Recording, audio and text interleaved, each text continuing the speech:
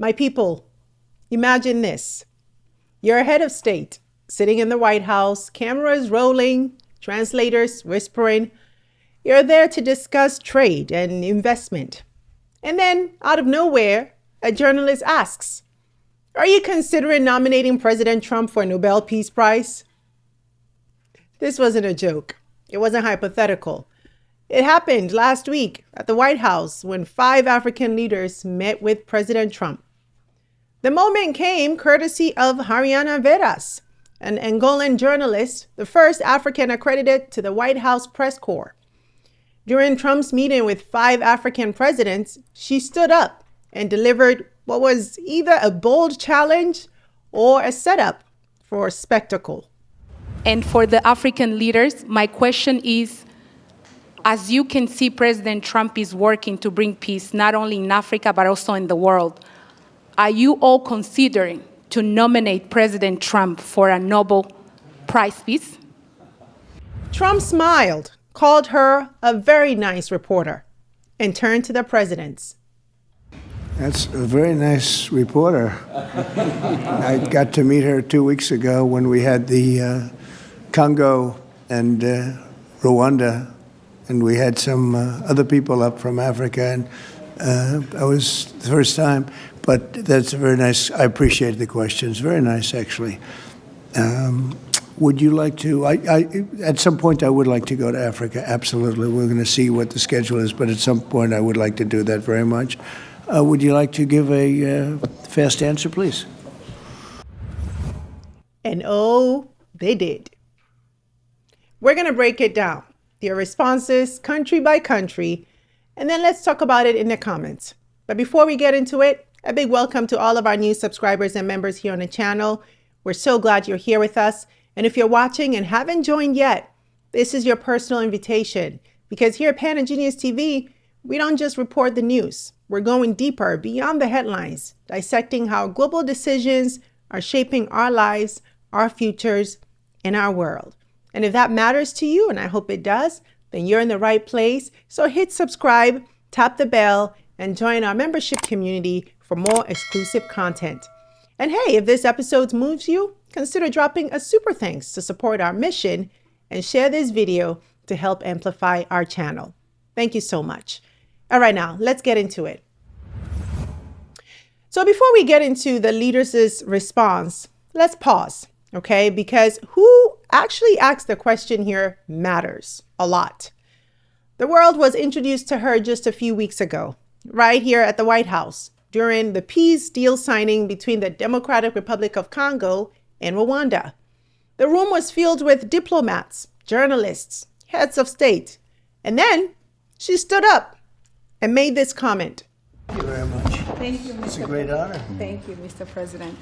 So as Caroline has mentioned, President, first of all, I want to let you know that I'm the only African reporter accredited here at the White House. Wow. And cover for the entire continent. So I just arrived from Congo, Democratic Republic of the Congo, yesterday. I went to see firsthand how the people is feeling and the president's message, President Felix Tshisekedi, about this upcoming peace deal. And let me tell you firsthand what I've witnessed myself. I spoke with the people on the street. I spoke with youth. They know your name. They know that a president named President Trump is working hard to finally bring peace to the country. I saw hope. They have hope now for a better day in Congo. They see what you're doing as a future, better future for Congo. And I had opportunity to sit down with President Felix Tshisekedi for an interview because I want to understand his mind, what he's thinking, his feeling about everything that your administration is doing. And he told me firsthand that for many years, many American presidents overlooked this conflict. They didn't do nothing.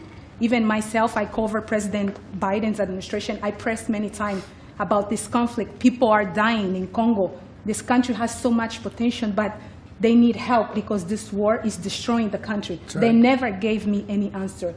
And he told me, President Tshisekedi, that you have no idea, he's very thankful for what you're doing, for what your administration is doing. Not only him, the entire Congolese people, they see that finally they will have hope. And President Tshisekedi also mentioned at the end of my interview that when peace finally comes to Democratic Republic of the Congo, he's thinking to nominate you as a Nobel Prize Peace, because he said you deserve, you have been working to bring peace in the world, not only at the Congo, and he's very hopeful to meet you in the future.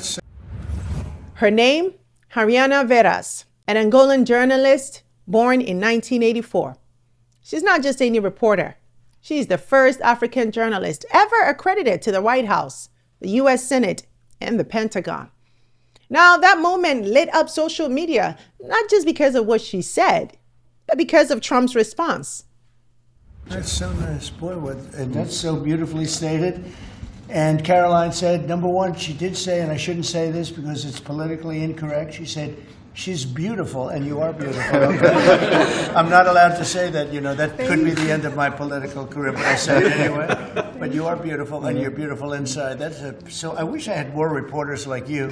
So you covered Africa for a long time? Yes, for over 10 years. Wow. I cover even your first administration. Yes, I know that. That's great. Well, thank you. That's so nice that you said that. Appreciate it. And just like that, she became what many are now calling Trump's favorite African reporter. So last week, when she showed up again, this time at the meeting with 5 African presidents, she didn't waste any time. She looked straight at the leaders and asked a bold, pointed question. Do you want to ask any questions, please? Where's my reporter from Africa? There you are. How are you? She's very famous in Africa, see?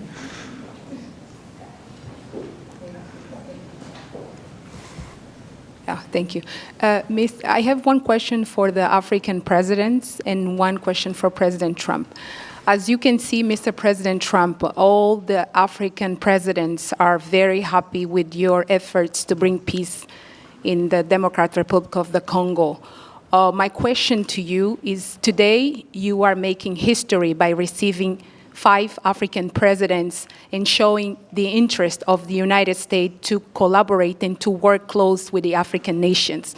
African continent is watching, African youth is watching, and this new approach that your administration is taking to deal with African nations, not only based on help, but in doing business that everybody can win, is really much appreciated for all the Africans. My question is, are you planning, Mr. President, in the future to travel to Africa to see firsthand all those countries in Africa, all those potential that those countries have? And for the African leaders, my question is, as you can see, President Trump is working to bring peace not only in Africa, but also in the world.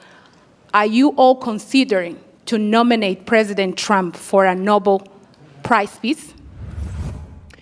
Now, what we heard wasn't just a question. It was loaded. A walking red flag. Because the words matter and the framing matters. And in this case, so did the performance of praise wrapped around it. This wasn't just a reporter asking a tough question. It was a multi-part monologue, a careful blend of flattery, validation, and then the pitch. Let's call it what it was. A thank you note dressed up as a question. She praised Trump's Africa policy, framed him as a global peace broker, implied that all Africans, yes, all, were grateful.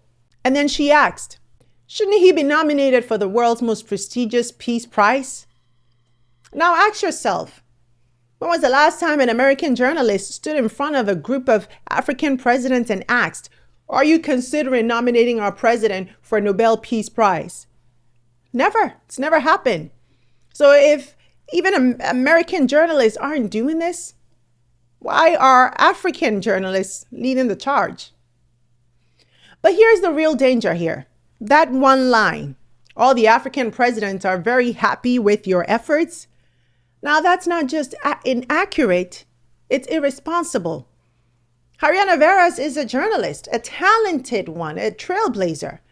But she's not the spokesperson for the African Union. She does not speak for 54 nations.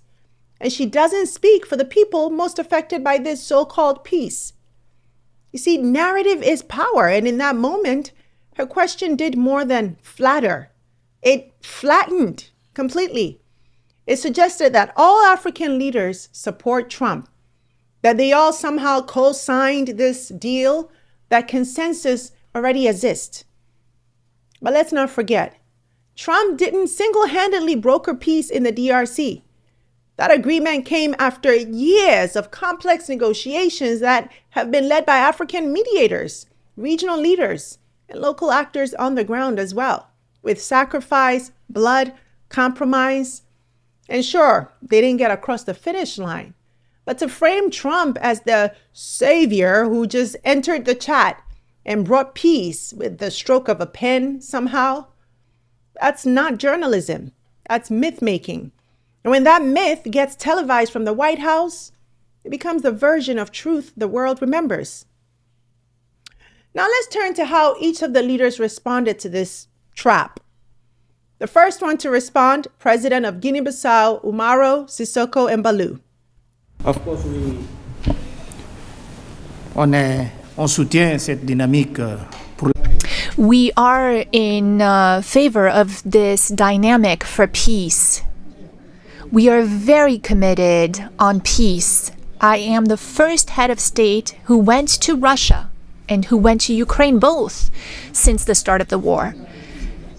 I held the presidency of ECOWAS, and I went to see Mr. Putin. We spoke for 4 hours, and then I went to Ukraine. I spent 12 hours on a train to speak to President Zelensky. But now the weight of President Trump is something else altogether. We are with you. We are behind you to see what we can do to help bring peace back. No one wins when there's war. So you have our support so that we can bring peace back. Thank you. Thank you very much. Appreciate it. Embalou opens up by listing his own diplomatic credentials. He's traveled to Moscow, sat with Putin, took a 12-hour train to Kyiv to meet Zelensky. He's signaling, I know what peacemaking looks like. But then, midway through the sentence, he shifts the spotlight. All of a sudden, it's no longer about his experience, it's about Trump. He says, the weight of President Trump is something else altogether. Translation, I tried, but Trump, he delivered.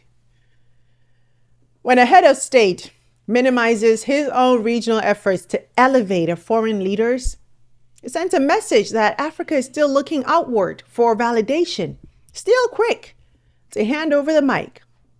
Yes, sure, acknowledge the deal. Yes, support the progress, but don't shrink your own leadership just to make someone else's look bigger.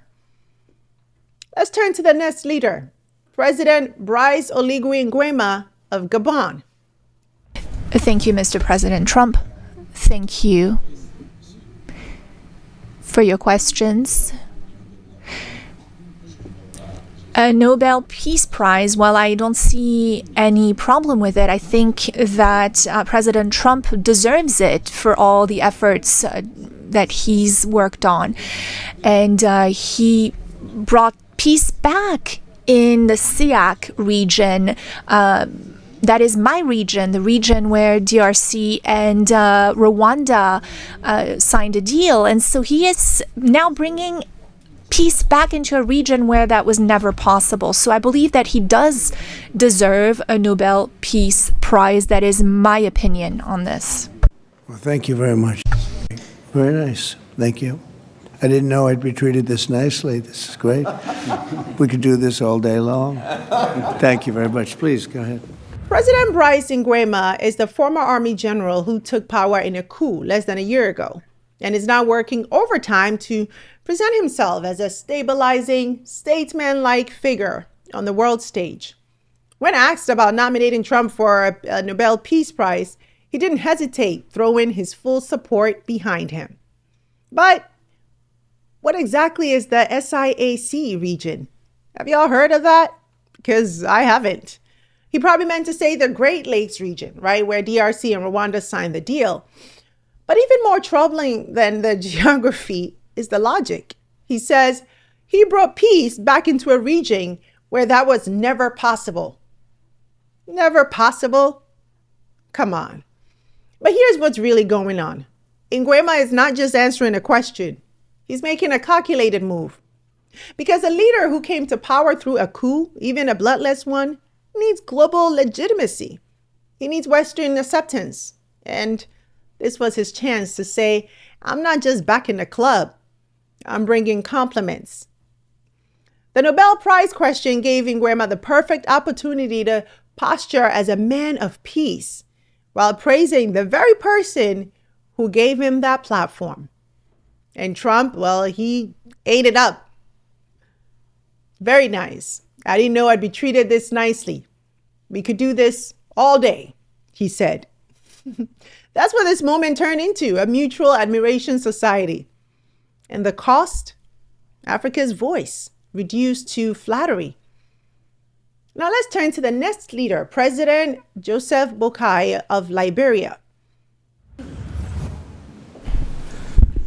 Mr. President, I believe that we have to continue to support America's in the strength to be able to bring about peace in the world. America is a melting point and also a country that we all look forward to. And I want to encourage you, because without peace, we can't have a world to live in. And we stand with you on that. That's right. Thank you. Well said. Please. Now, compared to the others, his response was more measured, more vague, more diplomatic, given the circumstances, right? But it was still telling. Boakai didn't say the word Nobel. No, he didn't directly endorse Trump. He didn't go full praise mode like the others. But what he did say was just as revealing. He leaned on vague affirmations. Support America's strength. Peace in the world. America is a melting pot. We stand with you. It's classic diplomatic speak, right? Warm, non-committal, and hard to pin down. But let's not miss the subtext here. Liberia and the U.S. have always had a special relationship. From its founding by freed Black Americans to deep military and economic ties, every Liberian president knows what Washington means and that it matters. So Boakai was walking a tightrope. He avoided direct endorsement, but he also avoided any challenge, nuance, or correction. There was no mention of African agency, no mention of local peace building, no call for partnership, just polite deference. And that's the pattern we keep seeing. When global power is in the room, too many African leaders default to flattery or just vagueness, instead of using their voice to reframe the narrative. Because peace isn't just about avoiding conflict, right? It's about telling the truth, even when it's inconvenient. Let's go to the next leader, President Mohamed Ould Ghazouani of Mauritania.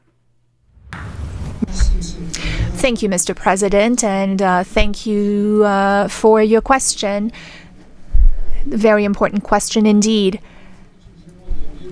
Forgive me for saying this, but unfortunately, I don't really understand. I don't know how things work when it comes to Nobel Prizes, but I can guarantee you that Mauritania would never be opposed to President Trump receiving a Nobel Peace Prize, because he's already working very hard in favor of peace throughout the world, with no distinction, no regard to what continent it's on, and he's working on areas where there are tensions everywhere, and he's committed towards peace, and our world needs more peace. Thank you. Very much. Thank you. Now, President Ghazouani of Mauritania is a seasoned general, a quiet power broker in the Sahel, and a man who knows how to play it safe. His response wasn't a clear yes, but it definitely wasn't a no either. His response was a textbook case of strategic ambiguity. He starts by disclaiming knowledge. I don't really understand how the Nobel works. That's the diplomatic equivalent of, I'm not saying he deserves it, but I'm also not saying he doesn't. And then just to make sure there's no confusion, he adds, Mauritania would never be opposed to Trump receiving the prize. Translation? Well, we're not submitting the nomination, but we're not going to block it either. He goes on to praise Trump's global efforts, working very hard in favor of peace with no distinction, no regard to continent, committed toward peace where tensions exist. It's broad, it's safe, it's vague enough to be flattering, but empty enough to avoid real commitment. But again, here's the real question. Why is it easier for an African president to say they don't understand the Nobel Peace Prize than to simply say, I support all peace-building efforts on the continent, but I am not in a position to comment on whether Trump should receive the Nobel Peace Prize or not. Thank you. Simple. That actually would have commanded more respect from Trump, yes, and the people in the room. But instead, we got that. And then finally, we hear from President Bassirou Diomaye Faye of Senegal. Thank you very much. The jury will decide. It's not a matter of voting amongst our countries, but what is for sure is that the results and the work has been done in such a short amount of time show that you would be a good recipient. And I'm sure that the jury sees that, and the rest of the world sees it as well and understands it. When the time comes, I think everyone will see that it is a deserved prize. Congratulations on what you've done so far. If we took a poll, I think you would be very far ahead in those polls. It's very nice. All of you, thank you very much. I appreciate it. Now, President Bassirou Faye of Senegal. He is the youngest elected president on the continent, a symbol of democratic renewal, Pan-African potential, and a youth-led change. And I was actually surprised that he accepted the invitation to attend this meeting in the first place. But he was there for whatever his reasons are. And how did he respond to the ambush? He starts with a disclaimer. The jury will decide. That's his way of saying, well, it's not up to us. And that was good. That was very good.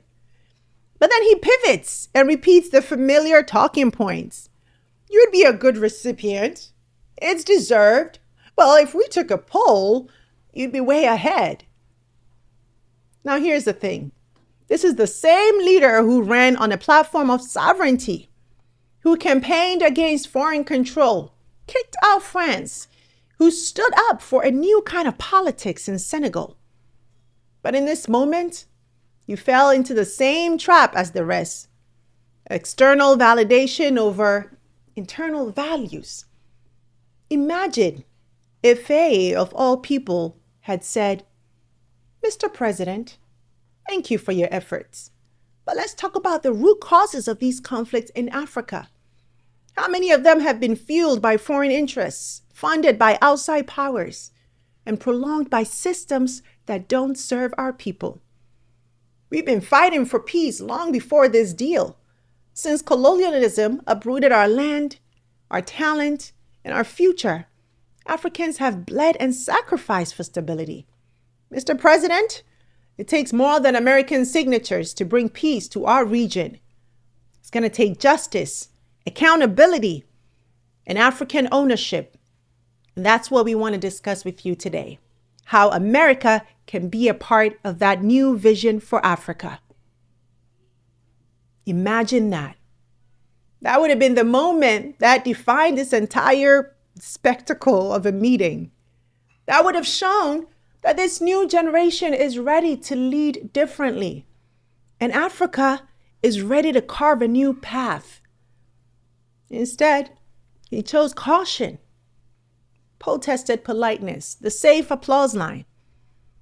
And that's what makes this moment so frustrating, because when the youngest president in the room mirrors the oldest patterns, you realize just how deep the script runs. So, my people, where do we go from here? Because what we just witnessed wasn't just a diplomatic moment. It was a mirror. A mirror showing us how far we still have to go, not just in foreign policy, but in how Africa sees itself. 5 presidents, 1 question, and not a single one challenged the framing. Not one said, we appreciate the gesture, but African peace is not a gift. It's a struggle. It's a sacrifice, and it's ours to define. Instead, we got applause, politeness, flattery. This isn't just about Trump. It's about posture. It's about power. It's about the difference between being at the table and being allowed to speak on your own terms. Because here's the truth. You can't build sovereignty on scripted talking points. You can't claim self-determination with your hands out and your head down. And you don't protect African dignity by outsourcing your voice to applause lines. So what now? Well, we hold our leaders accountable. We demand diplomacy with backbone. And we work to redefine what leadership looks like on the global stage. Because Africa doesn't need more saviors. No, it needs courage, clarity, and yes, conviction. So now I turn it over to you, my people. Was that the right question to ask in that room? What did you think of the leaders' responses? Who spoke with conviction? Who missed the moment? Which response stood out for better or for worse? Drop your thoughts in the comments and let's have a real conversation, not just about what was said, but what should have been said too. And if this episode resonated with you, don't forget to like, share, and drop a comment. I'd love to hear from you. That's it for today's show. Thank you so much for watching. Until next time, take care. Hey you! Thanks so much for watching this episode. I hope you enjoyed it, and if you did, don't forget to subscribe and join the family. Also, visit face-to-faceafrica.com for your daily news and updates on what's going on within the global Black community so you can stay informed.